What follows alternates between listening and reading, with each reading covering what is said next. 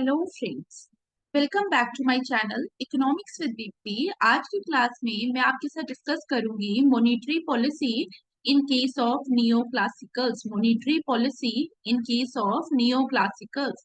अभी तक मैंने आप लोगों के साथ नियो क्लासिकल मॉडल डिस्कस कर लिया है। साथ ही नियो क्लासिकल मॉडल के साथ मैंने आपको fiscal policy in case of neo classical क्या है, किस तरीके से डायग्राम पे हमारा फोकस होना चाहिए, वो सारा मैंने आपके साथ डिस्कस किया था। अब हम लोग monetary policy in case of neo classicals discuss करेंगे। लेकिन अगर आप लोगों ने वो वीडियो नहीं देखी, दोनों, चाहे नियो क्लासिकल वाली चाहे fiscal policy in case of neo classical, तो आप लोग वो वीडियोस देख लेना। उन दोनों वीडियोस का लिंक आपको मेरे Telegram channel economics with Deepti पे भी मिल जाएगा। अदर देन दैट, अगर आप नियो क्लासिकल्स के आगे इकोनॉमिक्स विद दीप्ति लिखकर सर्च करेंगे तो भी आप लोग वीडियोस देख सकते हैं। आपके लिए इजी हो जाता है कोई भी वीडियो को ढूंढना। अगर आप वीडियो का नाम लिखें और साथ में लिख दीजिए इकोनॉमिक्स विद दीप्ति, तो आप लोगों को वो वीडियो मिल जाएगी। तो यहाँ पे monetary policy in case of neo classicals की अगर हम बात करें, तो सबसे पहले आपको पता होना चाहिए, जैसे फिस्कल पॉलिसी में हमने क्या देखा था, fiscal policy is effective in short run in case of neo classicals model, और इनइफेक्टिव हो जाती थी fiscal policy in case of long run. लेकिन मॉनेटरी पॉलिसी इनइफेक्टिव होती है चाहे हम शॉर्ट रन के बारे में बात करें चाहे हम लॉन्ग रन के बारे में बात करें। तो यहाँ पे हम लोगों ने बोला कि monetary policy is ineffective in both the cases, that is short run and long run. लेकिन फिस्कल पॉलिसी जो है that is effective in case of short run. अब यहाँ पे इस चीज को पहले आपको समझना पड़ेगा, उसके बाद आराम से डायग्राम को डिस्कस करेंगे। जब हम लोग मॉनेटरी पॉलिसी के बारे में बात करते हैं, लेट्स से हम किसके बारे में बात करते हैं, हम बात करते हैं money supply. Money supply increase भी कर सकती है, मनी सप्लाई डिक्रीज भी कर सकती है, डिपेंडिंग अपॉन आपकी जो मॉनेटरी पॉलिसी है वो कॉन्ट्रेक्शनरी है या एक्सपांशनरी है। जब हमने बोला लेट से मॉनेटरी मनी सप्लाई आपकी इंक्रीज कर गई, एक्सपेंशनरी मॉनेटरी पॉलिसी हो गई, तो यहाँ पे जो भी आपके वेरिएबल इससे इफेक्ट होंगे वो कौन से हैं, वो नॉमिनल वेरिएबल्स हैं। जैसे अगर मैं मनी सप्लाई की बात करूं तो मनी सप्लाई के इंक्रीज होते ही क्या होगा, prices will increase in the economy. लेकिन प्रोडक्शन पे तो कोई इम्पैक्ट नहीं आने वाला। यहाँ पे प्राइसेस इंक्रीज हो जाएंगे, रेट ऑफ इंटरेस्ट इंक्रीज हो जाएगा। तो यहाँ पे कौन से वेरिएबल इम्पैक्ट होंगे, नॉमिनल वेरिएबल। और हमारा जो नियो क्लासिकल मॉडल है वो क्या बोलता है, हमारे जो कंज्यूमर है वो कैसे है, रेशनल कंज्यूमर है। तो रेशनल कंज्यूमर्स को जैसे ही लगेगा मनी सप्लाई इंक्रीज कर रही है इकोनॉमी में, उस समय आपका जो रेशनल कंज्यूमर है वो एक्सपेक्ट कर रहा है कि प्राइस राइज होंगे। और प्राइस राइज होने की वजह से वो क्या करेगा, वो डिमांड करेगा, जो आपका वर्कर है वो डिमांड करेगा कि मेरी वेजेस को भी बढ़ाओ, सो दैट जो आपके रियल वेजेस है वो क्या रहेंगी, वो कांस्टेंट ही रहने वाली है। इम्पैक्ट क्या हुआ, इम्पैक्ट आपका हुआ नॉमिनल वेज। इम्पैक्ट आपका क्या हुआ, नॉमिनल वेज।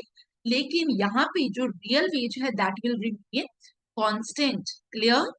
तो यहाँ पे हम लोगों ने क्या बोला, जो रियल वेरिएबल्स है जैसे मनी सप्लाई आपकी चेंज हुई, ठीक है, तो प्राइसेस भी अगर इंक्रीज हो रहे हैं तो लॉन्ग रन में यहाँ पे मनी सप्लाई भी नॉमिनल वेरिएबल है, आपका प्राइस भी नॉमिनल वेरिएबल है।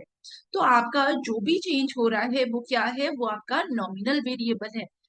और इसमें इतना क्विक एडजस्टमेंट होगा कि हमारा आउटपुट जो है that will remain the constant. Output आपका वाई एन लेवल पे ही रहेगा। तो इसका मतलब अगर आपका आउटपुट ही चेंज नहीं हो रहा, जैसे हमने आईएसएलएम में पढ़ा था, मैंने आईएसएलएम के टाइम आपको इफेक्टिवनेस ऑफ पॉलिसी की डेफिनेशन लिखवाई थी। मैंने आपको वहां पे क्या बोला था, हमारी कोई भी पॉलिसी है वो इफेक्टिव तब होती है जब हमारा आउटपुट पे चेंज आता है। लेकिन यहाँ पे इन केस ऑफ मॉनेटरी पॉलिसी हम लोग क्या बोल रहे हैं, एडजस्टमेंट इतना फास्ट होगा कि उसकी वजह से हमारे जो रियल वेरिएबल्स है जिसमें हमारा आउटपुट भी आता है दैट विल रिमेन अनचेंज्ड। ठीक है, दैट्स वाई जब वो अनचेंज है, दैट्स वाई हम लोग क्या बोलेंगे, मॉनेटरी पॉलिसी जो है that is ineffective in even in case of short run, क्योंकि एडजस्टमेंट बहुत फास्ट हो जाता है। लेकिन अगर हम फिस्कल पॉलिसी के बारे में बात करें, फिस्कल पॉलिसी मतलब लेट्स से गवर्नमेंट एक्सपेंडिचर पे चेंज आएगा या टैक्सेशन पे चेंज आएगा। अगर हम गवर्नमेंट एक्सपेंडिचर की बात करें, गवर्नमेंट एक्सपेंडिचर जब इंक्रीज हो रहा है तो यहाँ पे एग्रीगेट डिमांड इंक्रीज होगी। एग्रीगेट डिमांड इंक्रीज होगी, लेट्स से गवर्नमेंट ने क्या किया, कोई रोड इंफ्रास्ट्रक्चर प्रोजेक्ट लाया, तो यहाँ पे ये जो वर्कर्स हैं उन सबके इनकम बढ़ रही है। लेकिन अगर आप ध्यान दें, रोड बनाने में गवर्नमेंट ने लेट्स से 500 रुपए लगाए, लेकिन यहाँ पे मल्टीपल पीपल की इनकम बढ़ेगी क्योंकि मल्टीप्लायर इफेक्ट आ जाएगा। तो overall income because of this road construction in the economy वो हो जाती है हमारी 25,000 रुपए। तो यहाँ पे आप देखेंगे मल्टीप्लायर है, लेकिन इट टेक्स टाइम। यहाँ पे जो टाइम टाइम की बात हो रही है, आपने 500, कोई वर्कर है वो मनरेगा स्कीम के अंदर लेट से दिन के 200 रुपए अर्न कर रहा है, जब वो 200 रुपए घर लेकर जाएगा, वो वेजिटेबल खरीद रहा है, तो उसके पास पैसा आया, वो वेजिटेबल वाला में भी अगले दिन बाजार गया और उसने पैसा खर्च किया, वो बंदा अगले दिन जाके पैसा खर्च कर रहा है। तो आप यहाँ देखेंगे टाइम लैग की प्रॉब्लम आ रही है, ठीक है। और हमें यहाँ पे प्रोडक्शन के बारे में भी बात करनी है क्योंकि डिमांड तो बढ़ रही है, लेकिन अलोंग विद डिमांड आपकी सप्लाई भी इम्पैक्ट हो रही है। So there is a time lag, ठीक है। तो जब तक समझ आता तो एग्रीगेट सप्लाई बैकवर्ड शिफ्ट होने में टाइम लेगी, लेकिन in case of monetary policy there is no time lag, ठीक है। आपको यही याद रखना है कि एडजस्टमेंट बहुत क्विक है, कोई भी टाइम नहीं लिया जा रहा है in case of monetary policy. लेकिन गवर्नमेंट स्पेंडिंग जो है वो डायरेक्टली आपका किसको इम्पैक्ट करती है, it will directly impact your aggregate demand, और एग्रीगेट डिमांड की वजह से आउटपुट बढ़ेगा, पोटेंशियल एम्प्लॉयमेंट बढ़ेगा, ठीक है। अगर हमारे पास अनयूज्ड रिसोर्सेज इकोनॉमी के अंदर होंगे, मल्टीप्लायर इफेक्ट की बात की जाती है in case of fiscal policy, जिसकी वजह से क्या होगा, then there is a time lag. Clear, यहाँ तक समझ आया, ठीक है। और इन्वेस्टमेंट इन पब्लिक गुड्स के आप बारे में बात कर सकते हैं, जहां पे हमें प्रोडक्टिविटी में इंप्रूव करने में थोड़ा टाइम लगेगा, लेकिन मॉनिटरी पॉलिसी के केस में यहाँ पे एडजस्टमेंट बहुत फास्ट होगा। Now coming to the diagram, अब यहाँ पे हम लोग डायग्राम जो बनाएंगे सेम वे में बनाएंगे जैसे हमने फिस्कल पॉलिसी पे बनाया। Here we have price, here we have output, और हमने बोला this is our aggregate demand, this is our aggregate supply. और लाइकवाइज यहाँ पे हमारा क्या होगा, I S, and here we have L M. Clear, तो यहाँ पे हम लोगों ने किया, हमने बोला बिकॉज ऑफ मॉनिटरी पॉलिसी। अब यहाँ पे मैं आपके साथ कॉन्ट्रेक्शनरी मॉनिटरी पॉलिसी का कॉन्सेप्ट डिस्कस करूंगी, आप एक्सपेंशनरी का खुद से डायग्राम बनाएंगे। आप फिर से अगर आपको कोई भी इशू आता है आप फ्री होकर कमेंट बॉक्स में मेंशन करेंगे, और साथ ही अगर अभी आपको वीडियो वैल्यूएबल लग रही है then please hit the like button. अब यहाँ पे हमने बोला E1 पे हैं हम, ठीक है। अभी क्या हुआ, मनी सप्लाई फॉल की बिकॉज ऑफ कॉन्ट्रेक्शनरी मॉनिटरी पॉलिसी।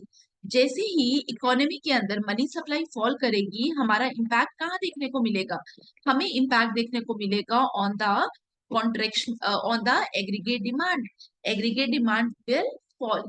तो यहाँ से हमारा एग्रीगेट डिमांड फॉल करने का मतलब है हमारा एग्रीगेट डिमांड में हम बैकवर्ड शिफ्ट होंगे, ए डी डैश, ठीक है। एग्रीगेट डिमांड फॉल कर गया, जब हमारा मनी सप्लाई फॉल करता है तो आईएसएलएम पे क्या इम्पैक्ट पड़ेगा, ऑन द आईएसएलएम अगर बात करें तो मनी सप्लाई के फॉल करने से एलएम विल शिफ्ट बैकवर्ड, वो भी बैकवर्ड शिफ्ट करेगी, ठीक है। लेट से हमारी एलएम यहाँ पे शिफ्ट करेगी, एल एम डैश।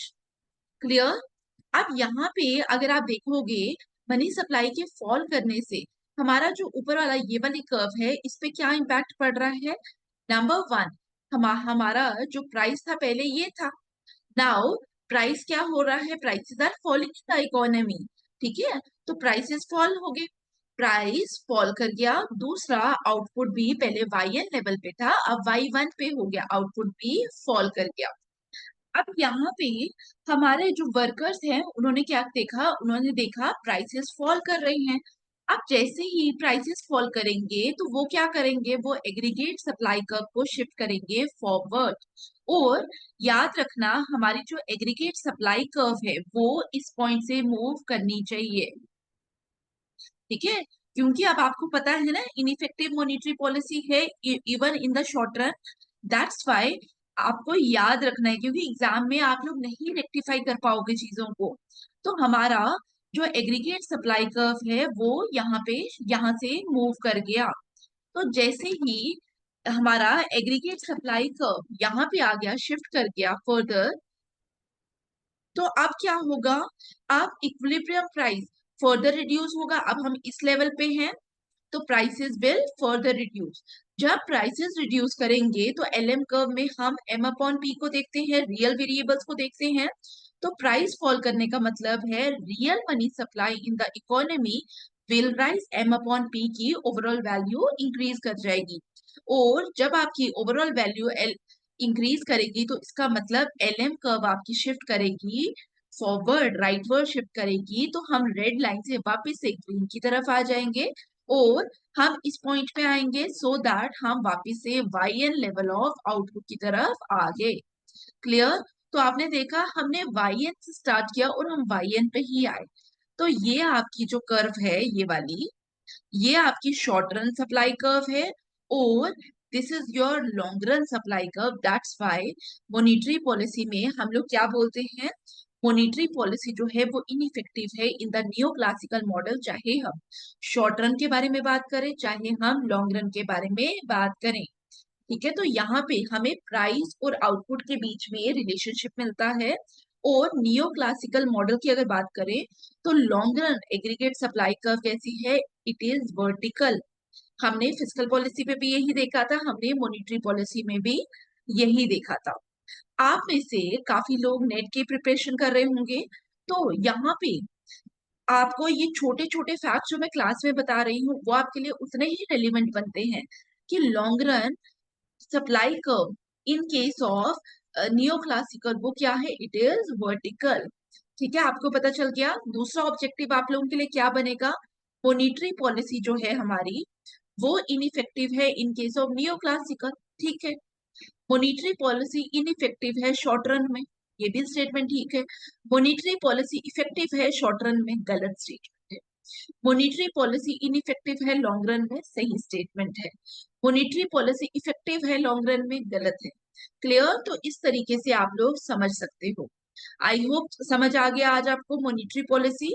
अब आप लोग एक्सपेंशनरी मॉनेटरी पॉलिसी का केस खुद से करेंगे, लेकिन मैं आपको बार बार बोल रही हूँ ये चीजें आप लोग खुद से ट्राई करिए सो दैट आपको समझ आए कि आप अटक कहाँ रहे। ठीक है, जितनी भी मिस्टेक्स आप यहाँ पे कर सकते हो वो करिए। Improve your mistakes before exam, exam में बैठने से पहले जितनी गलतियां कर सकते हो आराम से करिए। ठीक है, तो improve your mistakes before exam so that जब भी आप एग्जाम में बैठे आपको पता है कि हमने अच्छे से पढ़ा है, हम मेरे को पता है मैं कहाँ पे फॉल्ट कर सकती हूँ। क्लियर। ठीक है, तो thank you for watching, see you in the next class. और टेलीग्राम चैनल को ज्वाइन करिए और जिन्होंने अभी तक वीडियो को लाइक नहीं किया, do like share subscribe and comment. Thank you for watching, see you in the next class.